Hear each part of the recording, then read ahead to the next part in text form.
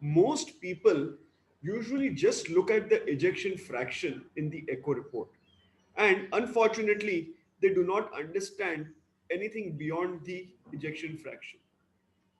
Now, to be very frank, as a performing cardiologist, EF is the last thing that we look at. Probably sometimes we even forget to write the ejection fraction number. We usually write good LV systolic function or mild LV systolic dysfunction, moderate or severe LV dysfunction. EF is just a number. It does not give so much prognostic significance in a patient of CAD. Let's first understand the various views. We do the parasternal long axis view from the green spot, and this is the image that we get. Parasternal short axis view is also obtained from the green spot.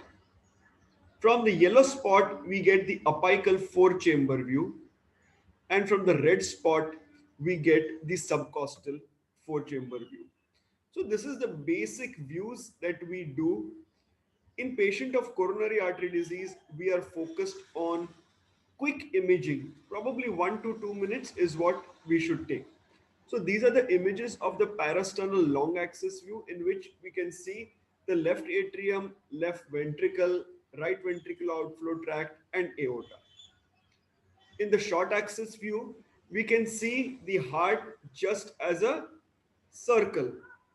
In the circle, this first circle is the left ventricle, and the circle which is around it is the right ventricle.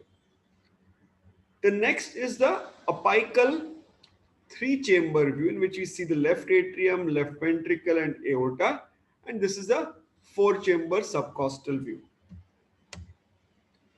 The next question is, do you just see the EF in the echo, or do you want to actually understand beyond the ejection fraction?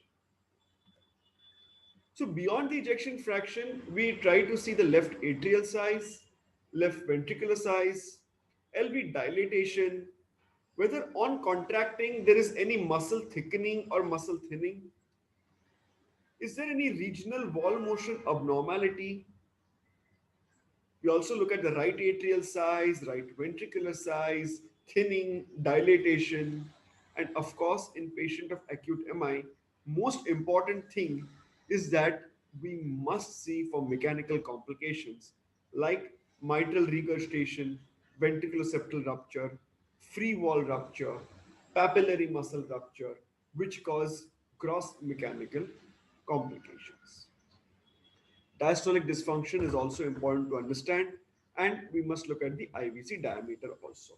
So this is the M mode cut of the left ventricle taken in the parasternal long axis view. It can also be taken in the parasternal short axis view, and these are the readings that we get. The EF, that's the third last reading, is 68.3%. That means the ejection fraction of this patient is normal. But beyond ejection fraction, in this patient, I would first like to see the movement of the interventricular septum, whether it is moving in accordance with the posterior wall. The systolic thickening, this is the systolic thickening, this is diastole, this is systole. The systolic thickening, which is good. I would also like to see for diastolic thinning, which is also reasonable, and the condition and the ecotexture of the muscle. The ejection fraction can also be found out by measuring the area. Basically, ejection fraction is the amount of blood which is ejected after end diastole. So at end diastole, if there is 100 ml blood, and at end systole there is only 35 ml blood in the left ventricle, then the ejection fraction is around 60 to 65%. So probably we can just measure the area at end diastole and measure the area at end systole, and we can get the ejection fraction. But this ejection fraction may change depending whether there are any mechanical complications or no. So this is a very interesting diagram. in which we are seeing the various chambers of the heart and the various segments of the ventricle. So, for nomenclature, red is left anterior descending artery supply, yellow is left circumflex artery supply, and green is the right coronary artery supply. So, what happens is that we look at the segments which are being perfused by the respective arteries. Now, when we know which segments are being perfused by the respective arteries, we can try and understand which artery, which segments, and what part of the myocardium may be affected. So, let us try and classify acute coronary syndromes into non-ST elevation MI and ST elevation MI. Fine. If it is a non-ST elevation MI, then probably it is just a subendocardial ischemia.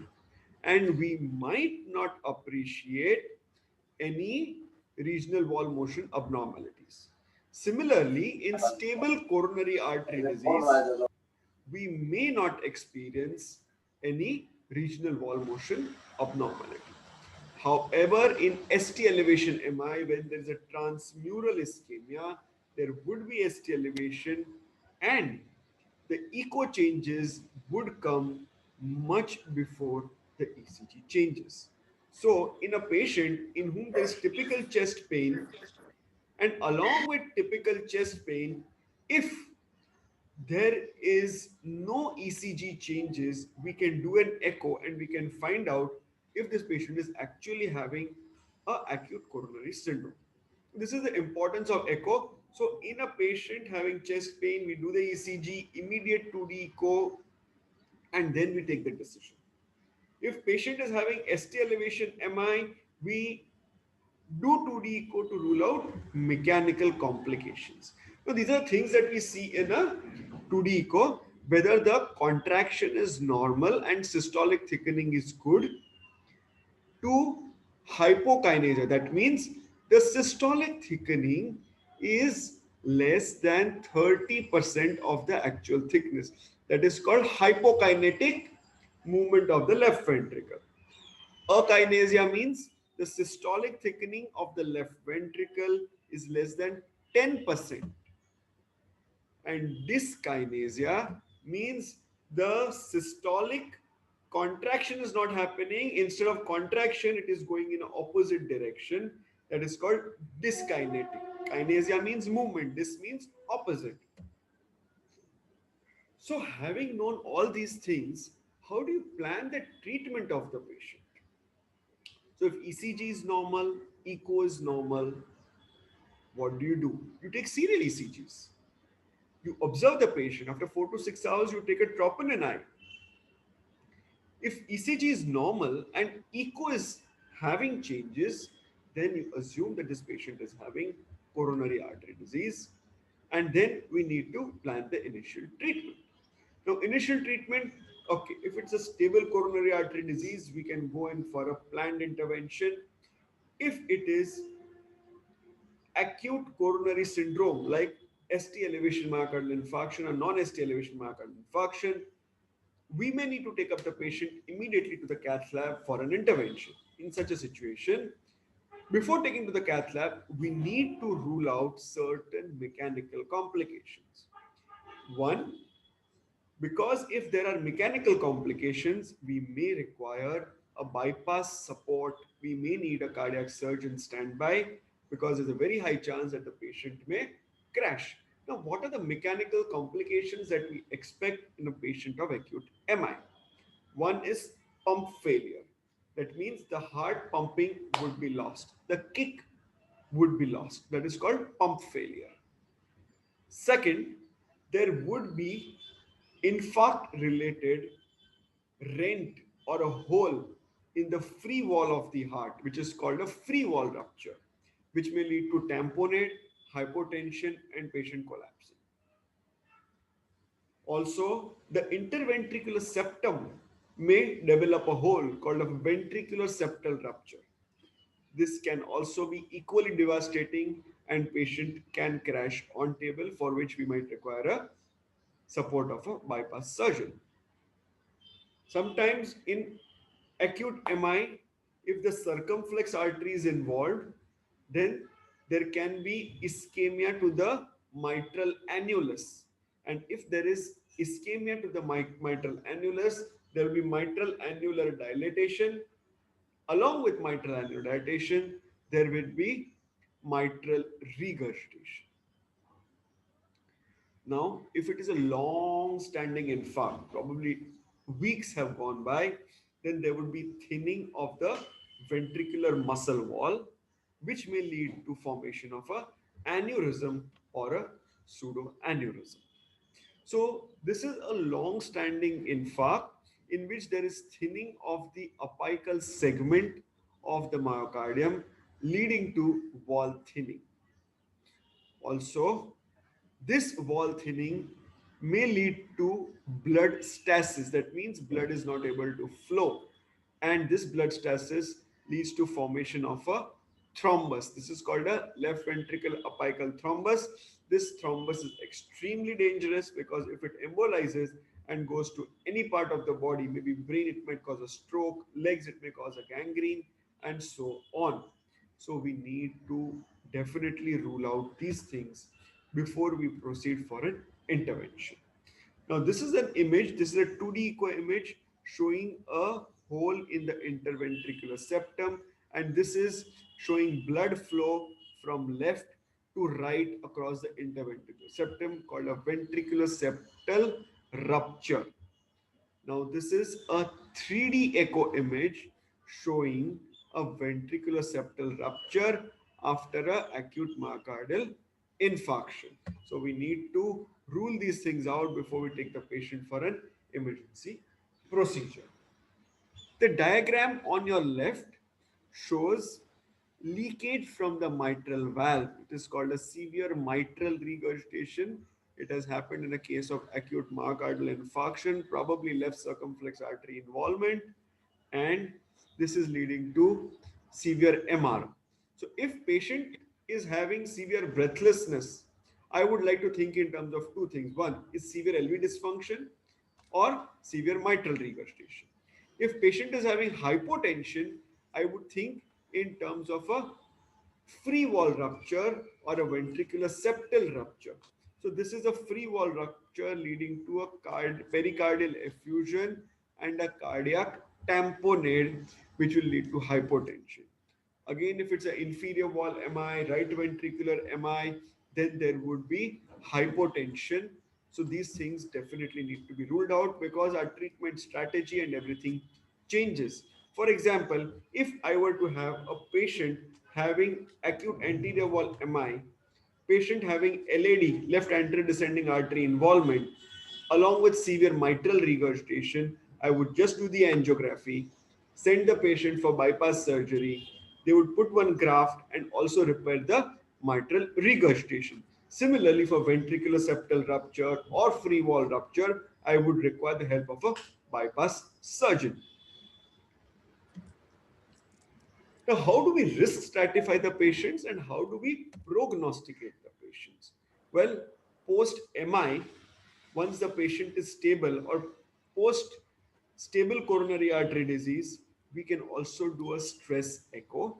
Stress echo means either we do a rest images and make the person run on a treadmill and then do the image, that is exercise stress echo, or another one is a pharmacological stress echo that we can do by giving dobutamine or adenosine. In dobutamine adenosine, we take the echo at baseline at rest and then we give increasing doses of dobutamine or adenosine to see the contractility at stress.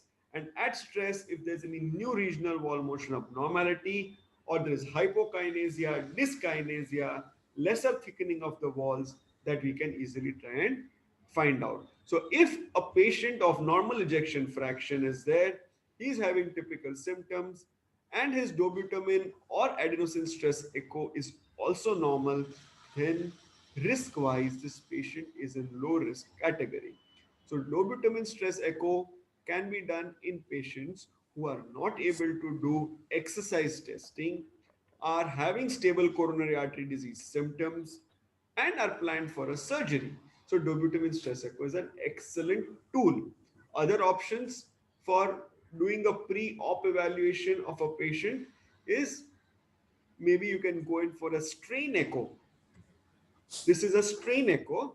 In strain echo, we label every point of the myocardium and we see the velocity and the range of movement of every point of the myocardium. So we have labeled every point and this is the velocity. So usually every single line represents movement of each segment of the myocardium. Usually all segments, they should move together, contract together and relax together because it's a synchronous movement. Supposing some segment is not contracting, which is seen out here in the yellow arrow mark, we can easily come to know that this segment is having a contraction abnormality. So this is called a strain imaging, and then we get a strain map of this sort, which shows which segment is moving and which segment is not moving properly. This is also an image of strain imaging. On the upside image, we see that all the myocardial segments are moving synchronously with each other, whereas in the lower image, we see that lot of segments are not moving synchronously. So there is an issue in the movement of these segments. There's an issue in systolic thickening of these segments. And this is the map that we can get after we have done strain imaging, tissue Doppler imaging, and vortex imaging. And with this map, we can exactly find out which segment, which small part of the heart muscle is not moving well or is having an issue. Well, other options for finding out whether the patient is having a poor prognosis is maybe we can do a thallium, stress thallium, or a PET scanning, or we can also do a cardiac MRI. But stress echo is easily available and it is a recommended modality. With this, I would like to end my presentation. I would like to keep this presentation as short as possible and I would be happy to take any questions